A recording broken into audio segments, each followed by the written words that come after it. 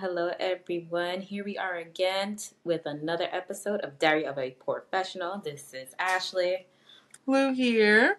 and we have the amazing LaSheena Williams, who is a lawyer, who is in Maryland, and we're going to talk about stress-free divorce, okay? The ways and tips to it. And before we get into all of that, let's get into our moment of gratitude. Let's discuss what we're grateful for. And how are you feeling, Marlu? I'm feeling all right. I'm feeling like I feel like I'm a creature of habit Mhm. and like I find comfort in the things that I know, but I had to float to like another unit and I really don't like leaving my home unit even with all its madness. It's like, the devil But I had such a good time and I didn't realize how many people I knew and like they saw me, I saw them, we were happy to see each other. It's like it's not so bad. You know what I mean? So it was like a nice little getaway, if you will.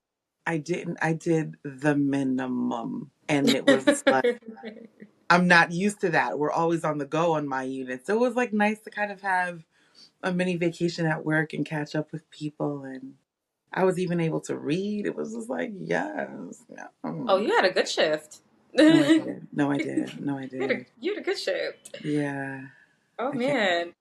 Well, kudos to that. And I will say that many people do know you. Okay, even outside of that hospital. Just letting you know. I'm just giving you a I tidbit. really I think I could stay I in my can be little in a corner and mind my business, but apparently I don't. you're famous. I could be in a whole nother I'm embellishing, but you know how I could be working at a whole nother hospital and I'd be like, oh, I have a friend at such and such hospital. And they're like, oh, what's her name? I could just give your name. And they're like, oh, I know that. I know that nurse. And I'm like, I know Not that. too many Marlus running around, but yes, that part too. No, Yes, that's good. I'm happy you had a good shift. I did. I did.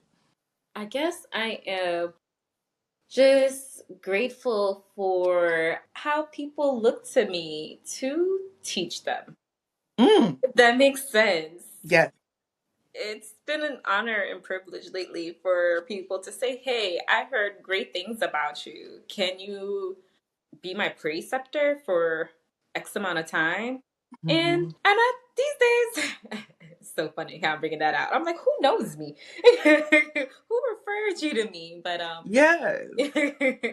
it's been great that I've been someone who can really guide future nurses into where they want to go, and I guess have a good name out there. So that's good. So that's good as That well. just speaks to your integrity, your skill, your experience, and your demeanor. Because there's people who can be an encyclopedia and nobody wants to go talk to them. This is true. This So, this is true. Yeah. yeah. Do people Very. even know what encyclopedias are? That's a good questions for the Gen Zers, and Am I I don't even aging know what's myself? after Gen Z. Um, I'm not too sure if they would appreciate an encyclopedia, but Yeah. I'm All not- right. You can be Google. yeah, I'm sure they know a lot about articles and Yes. yeah, yeah. Yeah. Encyclopedia, I don't, Mm, not so much. I don't think I so. like it. But tell us, Lashina, tell us what you're grateful for this past week. Okay, so I thought about it, Yes. and I am grateful for a well timed pivot. And what I mean by that is a drastic change can initially freak you out, but then once you sit down and you settle into it, like this is great news, really. You know, I can make this work. This is amazing. And so I am grateful for a well timed pivot. You don't have to necessarily be afraid of change. Uh, Change can really be what you need to bring in the new year. So that's where I'm at. Love that. Oh, that's so good. That's so Not good. just a pivot, but just like a timely pivot. I love that. And it's crucial. You always need to know when is that time to just yeah, pivot. I like that. And then you just All gotta flow with it once it hits. Yeah. Once you can't like go halfway into it. If we're right. just gonna embrace this change, let's go all the way. Hmm. Feel it when you're in it. Listen, and in So, no time, you're going to be like, why was I doing that for so long when I could have been doing this? exactly. Exactly. So right now, that's where I'm at. A well-timed pivot. Mm. I Good love for you. that. I love that. So let's get into our topic for today. So we're gonna talk about tips and ways of a stress-free, excuse me, divorce. And Hmm. before we get into that, we just want to ask you, who or what inspired you to get into the legal field, first and foremost? So I feel like it's gonna sound cliche, right? Hmm. I feel like if you ask 80% of Black lady lawyers what inspired them to get into the legal field, they're probably going to say Maxine Shaw from Living Single. The Living Maverick. The They're all going to Maverick. say it. They're all going to say it. She was just so sharp, intelligent, direct, cutting, cunning, well dressed. Yeah. And she was the person who's like, I want to be that. I want to be sharp. I want to come in and knowing I got this. And she was the inspiration for me. Mm, I must say, I Don't make me enjoyed be a black watching woman and her. say it. They're all probably going to say it. This is But why representation matters. I love that. I still watch it today. I think I watched it this morning. so And yeah, I then don't know if I'm what? dating myself with that one. You good. You're in good No, company.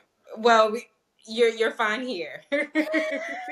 You're fine here. Yes, ma'am. And what made you want to go into the practice of divorce?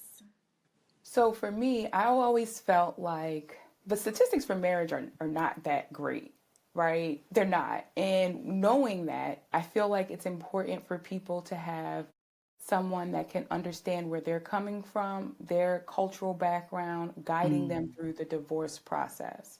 I think that a lot of the times, especially in the DMV area where I practice, there are a lot of professionals who feel like, yes, they're going through a divorce and they want to have somebody who understands their relationship dynamics, their family dynamics, and how that can play a role in the divorce or a custody issue, even if that's not necessarily what's in front of the judge. So I always felt like it would be important to be somebody that can help guide people like me. Like if I so happen to go through a divorce, I would want somebody like me to help me through that process, if that makes sense. So that's kind of why I've always wanted to do it. Yeah, Yes. yeah. I'm like, I don't know why I just had a flash of like waiting to exhale and Bernie and her lawyer. I'm gonna let my intrusive thoughts go You gonna back make me in. watch that movie tonight? Yeah, I mean, why not? Why not? I mean, obviously, people look at TV and think, a certain thing of the law, but can you tell us what the actual like proceedings, divorce proceedings look like? So it's different for different people, right? But for the most part, at least in Maryland, most of what happens at like a hearing, all the prep work happens before this hearing, whether it's a 2 hour hearing, a 5 day hearing. It's sort of like, and I like to think of it, and it's probably not the best way to rephrase it, like a circus. And as an attorney, you're the ringleader of that circus. And the goal is to make sure that the show you're presenting, the case you're presenting, it's all cohesive and coherent to a judge. So to a person that's kind of a part of the show, it could all look like chaos. It looks like chaos, even when it's completely not chaotic. But as an attorney, my goal is to make sure that even if it looks like chaos to you, that it doesn't look like chaos to a judge so that you can get as much of what you're requesting as possible. Does that make sense? Mm, Yeah. right. Does that answer Yeah. your And like, question? yeah, and also kind of like, I always feel like we hear like irreconcilable differences, right? So what are the grounds for a divorce? Like what can you actually, I guess, petition to a judge to say this is the reason that I want to be divorced? Okay, so in every state is different, okay? Mm-hmm. And until last October in Maryland, we didn't have irreconcilable differences. It was Oh. everything but the kitchen sink. It was adultery, it was, cruelty of the spouse, vicious conduct, 1 year separation, just problems. So many problems, okay? I've got stories. It's just nuts. You can still bring up those problems now, but irreconcilable differences is really Judge, we don't want to be married anymore. We shouldn't be stuck with each other. So Mm. coming from a state where everybody might have always had irreconcilable differences, this is a breath of fresh air because sometimes even if your spouse is doing whatever in South America or contracting whatever with someone else or they've got baby scares or any number of things, that might not be enough to prove adultery to your judge. So then you're Wow. sitting here like, well, we're still married, and then you're upset. Irreconcilable differences is, I just don't want to be married anymore. Please, Mm-hmm. please fix this, and then they'll do it. Mm-hmm. You don't want to just sit there for 3, 4 days, the judge hearing every awful thing that ever happened to you, and then they still say, well, you took him back after he did all of that. So no, that happens. I didn't know that. Yeah, it does. Well, it did. Not anymore. Well, maybe some places, but not here anymore. I can see it. Wow. Hmm. Hmm. I'm so happy for that shift and change. That is no, that is well needed. Some Yeah, people just don't need to be together anymore. yeah. But sometimes, like Yeah. before, right, we had 1 year separation. That sounds simple, right? But what if you can't afford to leave the house and all your credit is tied up in the house? You hate this person. Y'all haven't been intimate in 3 years, but technically Mm-hmm. that's not enough to get you divorced. Now you can leave the same house that day with that person still living there and get divorced. So it makes it so that all of my experience with messy, messy things, it's helpful, but not required. Mm-hmm. Wow. Mm-hmm. Okay. Yeah. So that being said, tell us what is needed for a divorce consultation. You're like, wow, what is needed for a divorce consultation? Like, what are the first steps? So it's always important to kind of understand. It's going to sound crazy, but you want to know as much as possible about the finances and at least know generally what's going on. You don't have to know the custody schedule you might want. You don't have to necessarily know that a retirement asset might be marital. You just have to know what is all there so that the lawyer can tell you what pieces are on the board and what your rights are to each of those things and Mm, consider what your options might be in navigating that. So what I think like is important is, let's say you're a housewife or a house husband, I get both, and you have absolutely no idea how much your spouse makes. You would not. mm-hmm. Mm.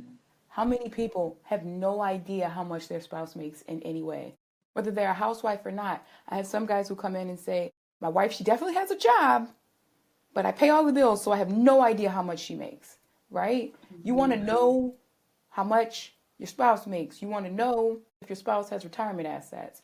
You want to know if you guys got property that's been purchased since you've been married. You don't have to know all the details about everything, but at least the basics. Like, is your husband an employee? Is he a contractor? Is he a business owner? You just need to know the basics of like life, really. And then a good divorce lawyer can tell you pretty much almost all your rights from that. Hmm. And now let's get a little bit messier Mm-hmm. because I feel like it always gets messy when there's kids involved. Yeah. Mm-hmm. How, like, what tips do you know, would you give someone who has children in a divorce? So I think I have a few, right? So one of the major things that I think a lot of people find difficult to kind of deal with, but would make life easier, is that your co-parent has equal rights to your child or children, right? Mm-hmm. They do whatever you want, they probably want to. If you want to know that your child is going, you know, to Gambia in advance, they probably want to know that too when you do it, right? A lot of people find that they want information, but they don't want to disclose information. But I try to keep Mm. people, well, would you want to find out after the fact that he took your kid out of the country for 3 weeks? No. So maybe we put that in the terms of your parenting plan. What would you want to know, right? So that they could know the same thing. Yeah. I think that would make life easier as far as parenting. I also think, so I thought about this question, and I think there's like two different ways to deal with it if you're already separated and if you're not separated. If you're not separated, you have to understand that you're going to have some mistakes in trying to come up with a perfect parenting plan. Because if y'all all are living together, somebody has to leave. What y'all initially decide might work, might not work, and you just have to be open to the flexibility of that, right?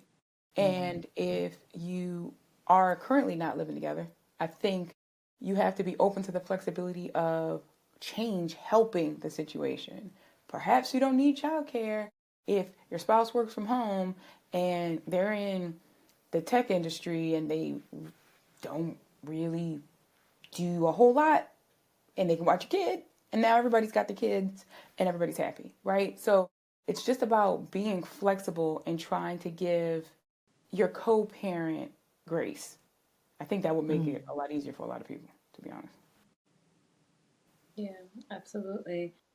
So tell us, what are some tips to make a divorce like smoother and faster? I mean, divorce is, divorce, but there has to be ways to make it just a little bit better, you Yeah, know? yeah. Do not check out about the finances. For real. Mm. Housewife, house husband, or husband that takes care of all the bills. That's all cute until things don't work out. Okay? You have to know if your husband has a retirement account. You have to know that you've been signing over, you know, him being allowed to keep taking withdrawals from all the jobs he keeps leaving, and now y'all got taxed at. Mm, You cannot check Ooh. out. You cannot check out. Do you understand what I mean? And mm. that's a thing. That's a thing. Another thing, okay? Love is wonderful, right? Love is love. But if you happen to own property before you get married, please do not decide to put your spouse on that property. Just don't do it. Just don't Oh do it. no. Because Oh guess what? no. Now they're getting something. They might still never put any money in it. And now you're tied up in a way that you might not have been tied up before, right? Had that Right. happen. So love is love, but property is a different situation. Okay. Right. So those are my two suggestions. Don't check out. Don't put your partner on things with don't put your partner on property that you already own. And keep as much documentation as possible. You might not know every bank account your spouse has, but if you even know one, we could find out what we need to find out. Okay? Just be aware. Mhm. Right. Yeah. So like those speaking of like property and stuff, clearly if that was something beforehand, how do you protect maybe assets that you've acquired while you were in the marriage? Prenups, Or do they have ooh. Mhm. postnups, Mhm. Mhm. because otherwise, Okay. at least in Maryland, it's all family property, right? It's all, if you're employed, your income is marital property. Even if your name is on a bank account, my name's not on a bank account, that money is marital property, right? Your car, my name Mhm. might not be on it, marital property. The only way to avoid that is if you have an agreement in advance that says, if it's titled to you, you keep it. If it's titled to me, I keep it. If we put both our names on it, this is what we're going to do with it, right? Even if you do it Mhm. after you get married, even if you do it after you get married, but before things get bad, Mhm. you should do that. Otherwise, that whole pot is just a mess. A Mm. mess. It's like Mhm. insurance. You need that. See, yeah, I think it all, depending on who the person is or what they're coming in with, it feels justifiable to, protect what I worked hard for. But then some people see it like, oh, you're planning for failure. No, I'm planning for like, you know, stress-free divorce if it comes to that. Mhm. It's Mm-hmm. better. Mm. You're not Because planning on a car accident. They happen to you, right? Nobody wants right. to say, I think we're going to get divorced. I don't want to say, well, this is my second husband. Can't wait for husband number three. No, we just need Yeah. to, I would like to keep the house I came with and the retirement, and I don't want to argue with you for $15,000 or $20,000 over this because you don't want it, but you're mad that I cheated on you. Just make life easier for yourself. Yeah. You got to Oh, convince them. You got the ones who don't really want it. There's always a reason. People with the assets are all gung ho about it. If I come Right. in with nothing, I might come out with something. So you just got to massage that. And I think because people have to realize they are tailored to what you put in it. It's not a one size fits all. It's not awful. It's not. I've had very, very, very generous prenuptial agreements. She can have this and she can have that. And if we're married for this long, then he can have this. I've had super generous ones. I've had ones like, ooh, you shouldn't have signed that. But it depends on who your partner is, Yeah. right? And I've been practicing long enough that some of those prenups have come back around. And that's like, oh, okay. Oh, she didn't like that one. no. I'm so serious. I believe it. I Yeah. believe it. Mm-hmm. So then, what are some common divorce mistakes that people can avoid? Finding a lawyer that you don't trust. Just because you've Mm, heard somebody's good, and just because somebody did something well for somebody else, that doesn't mean you and that lawyer are going to be on the same page, right? If you Mm. don't like how they're talking to you and you don't like how they explain stuff to you, that might not be the lawyer for you, right? They have to be able to explain stuff in a way that's not condescending, patronizing, awful. Lawyers come in all kinds of types, but pick one that you can trust because you never want to be halfway through your case and start thinking, I feel like my lawyer's representing the other side, right? Ooh. You don't want to do that. At that point, trust is gone. You don't want to do that. yeah. And if you are thinking about a divorce, even if you don't want a divorce yet, talk to a lawyer to understand your rights. So many people have absolutely no idea what they're entitled to. They listen to their spouse, tell them all kinds of crazy stuff, like, yes, we bought this house together since we got married, but you're not getting any of it for whatever reason they make up because they're all in your head because you've been with them forever. You believe them. They're not exactly neutral, right? Don't believe Mm. anything that your spouse is saying about what you're entitled to. If y'all didn't have a prenup, they can just be making everything up, right? Talk to somebody. You don't have to hire them, just find out what your rights are. And if you hire a lawyer, please don't lie to your lawyer. Please don't magically, oh, I didn't tell you about that. Just tell them. The lawyers, most lawyers, have heard everything. We've heard everything. We're not going to judge you. We just can't deal with a situation that we don't know about, right? So I can massage something if I know it's there, but if I'm finding out about it in front of the judge, what am I supposed to do with that? She Hmm. said you did what? What am I supposed to do with that? So just tell your lawyer, be honest, and it'll go a lot smoother. I love that. Can you tell us about all the services you provide in Maryland and where the people can find you? Because you are clearly a wealth of information, and unfortunately, there are going to be people out there who need you. So please let us know. So for me, I practice family law in mostly in Montgomery County and Prince George's County, Maryland.